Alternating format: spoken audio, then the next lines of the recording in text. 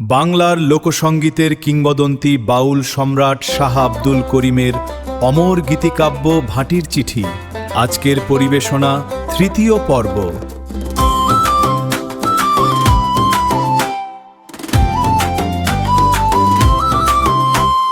খোল ঢোল সঙ্গে নিয়া নৌকায় আসিত, গ্রামবাসী গাজির গানকে ভালোবাসিত। খোল ঢোল বাদক যারা তারা হলেন বাই, গান যে জনে গায়ে বলতো গাজির গাই। হাতে আসা থাকতো মস্তকে পাগড়ি, বলে থাকতো তসবি মালা পরনে ঘাগড়ি।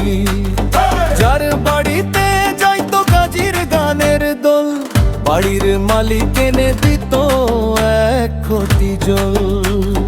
জল ছিটা দিয়া স্থান পবিত্র করে নিত, জিন্দা গাজী বলে প্রথম নামের ধ্বনি দিত।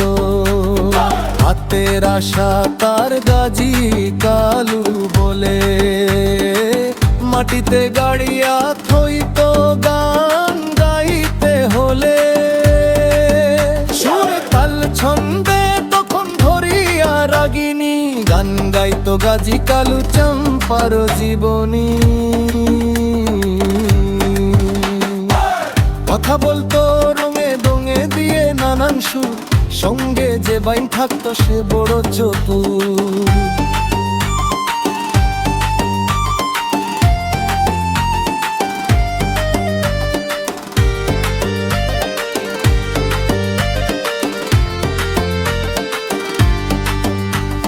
দুইজনে করতো তারা কথার মারামারি, বড় আনন্দ পাইতেন গ্রামের পুরুষ নারী।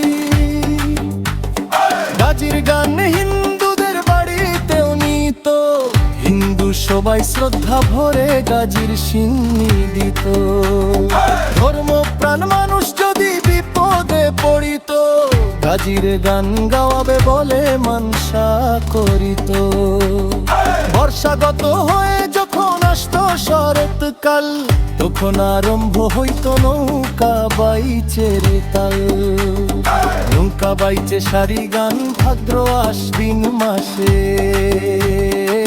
প্রাণ খুলে গাইতো কত আনন্দ উল্লাসে। রাজহংস ময়ূর পঙ্খী বিভিন্ন নামে, দৌড়ের নৌকা ছিল তখন প্রতি গ্রামে গ্রামে।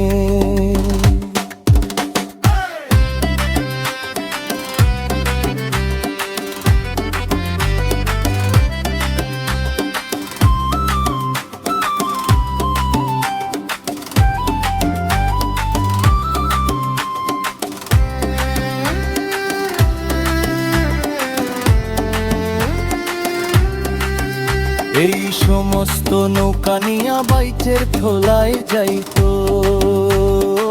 শিলকা পাপা খাসি উপহার পাইতো। নৌকাতে পাইতো সাজিত গ্রামের নৌজওয়ান, মনানন্দে মিলে মিশে হিন্দু মুসলমান। ফুল করো তাল নৌকা নিয়া তালে বৈঠা বাইতো, নৌকা বাইচে সারি গান সবাই ভালো পাইতো।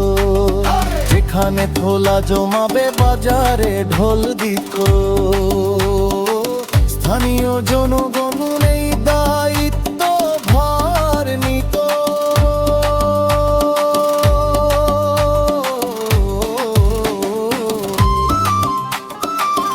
আপনারা শুনছেন বাউল সম্রাট শাহ আব্দুল করিমের ভাটির চিঠি। দ্য সিলহেটি ভাইব সাবস্ক্রাইব করুন।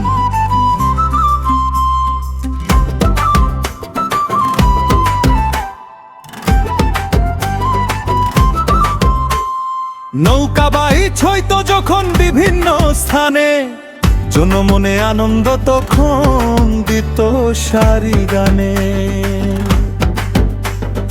থলাতে আসিত যে কত জাতের নাও, দিরাই থানায় বাইচ হইতো গোরমা ভাটির গাঁও। আজমিরি গঞ্জে নৌকা একাধিক দৌড়ের নৌকা আসিত তখন। থোলার দক্ষিণে হলো আজমিরি বাজার, দর্শক থাকতেন সেদিন হাজার হাজার। শুকনা মৌসুমে থাকতো কত জাতের খেলা, বিভিন্ন স্থানে হইতো ঘোড়া দৌড়ের মেলা। গ্রামে গ্রামে হইতো তখন ষাঁড়ের লড়াই, নৌকা বাইচে ঘোড় দৌড়ে খোনার নাই।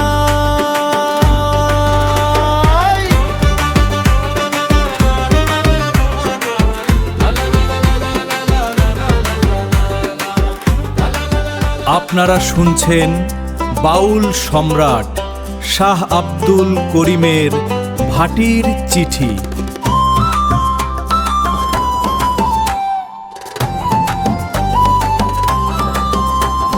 বর্তমানে দিরাই থানা, সুনামগঞ্জ জেলা। ধলগ্রামে হইতো এক ঐতিহ্যবাহী মেলা।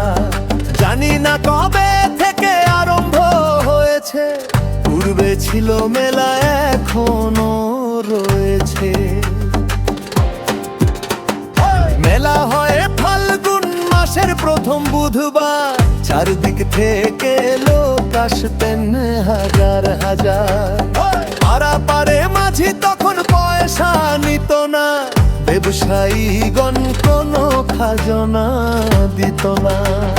সমস্ত নিষ্কর ছিল দ্রব্য যাবতীয় লয়। মেলা ছিল দেশবাসীর সকলের প্রিয়।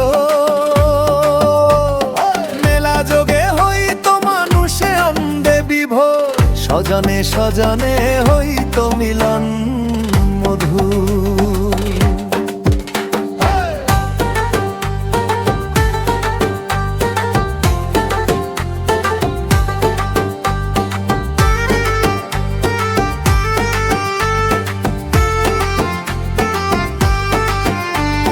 নদী পথে যোগাযোগ ছিল পরিষ্কার, কালুনি নদী দিয়ে তখন চলতো স্টিমার।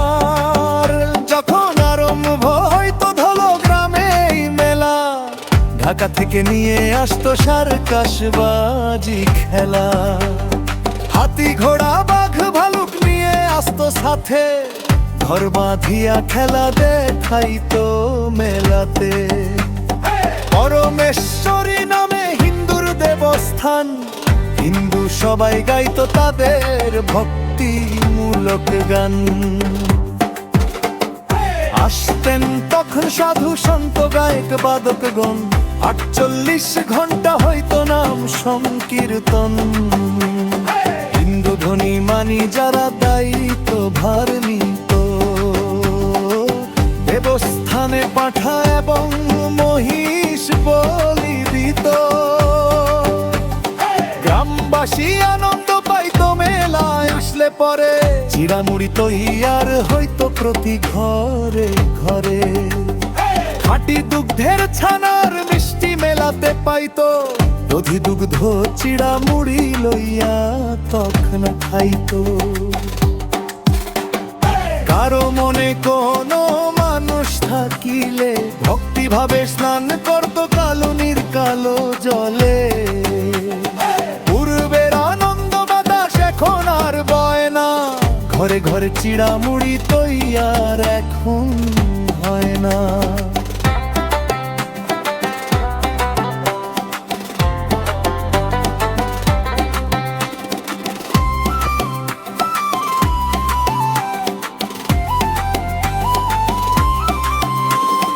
অতীতের আনন্দের ছবি আজ মনে পড়ে,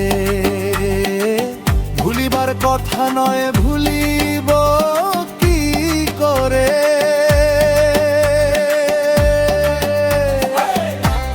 দি সিলেটি ভাইব থেকে এতক্ষণ শুনলেন বাউল সম্রাট শাহ আব্দুল করিমের ভাটির চিঠি। আগামী পর্বে শুনবেন এই গীতিকাব্যের পরবর্তী অধ্যায়। ভিডিওটি ভালো লাগলে চ্যানেলটি সাবস্ক্রাইব করুন। সবাই ভালো থাকুন,